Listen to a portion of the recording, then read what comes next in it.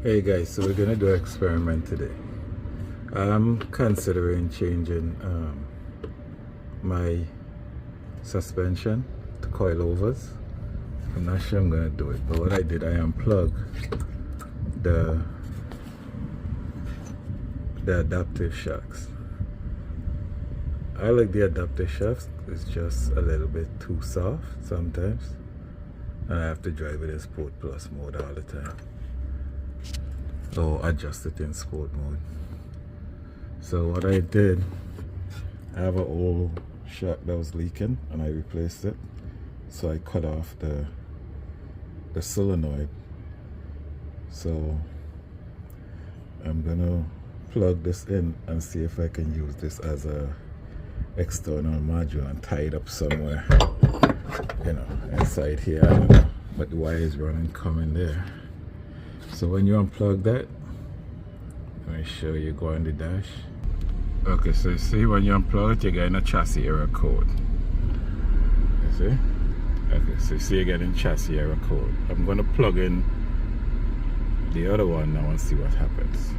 Okay, so we have the other solenoid that I cut out, plugged in. I'm just going to rest this here. Okay, so we're gonna go back on vehicle status, and you see now it's just the trunk open. So if I want to, I can go to coilovers and cut these off of the old shock. So if you have an old shock that's leaking and you want to go coilovers, just cut them off. Okay, so you see what I'm talking about? There's oil in there when you cut it, so you gotta be careful. When you're cutting it off, you gotta let the oil leak out. There was still a little bit of oil in there. I had to cut up here to take out. Oh, I just took this apart. So this is, you know, basically what's in there. There's really nothing to it, really. This go in there, and then the other piece go down inside. So I have another old one here that just started leaking. These are the two fronts, by the way. The rear don't really, it's not leaking. You see? You can see the little oil stain up underneath. It had just started, so it probably wasn't that bad. But I had the two. I bought two cheap ones, two aftermarket ones on eBay, and they're working fine. I paid I think 200 bucks, or maybe $1.50. I can't remember. They're cheap.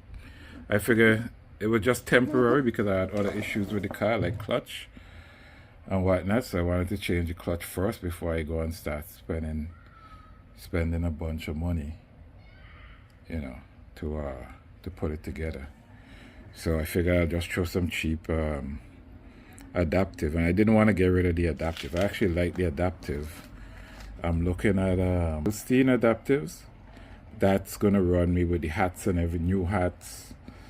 Yeah, that's gonna run me 2,800 bucks on FCP Euro. Could get a little bit cheaper, but FCP Euro is lifetime warranty, so I always buy from them.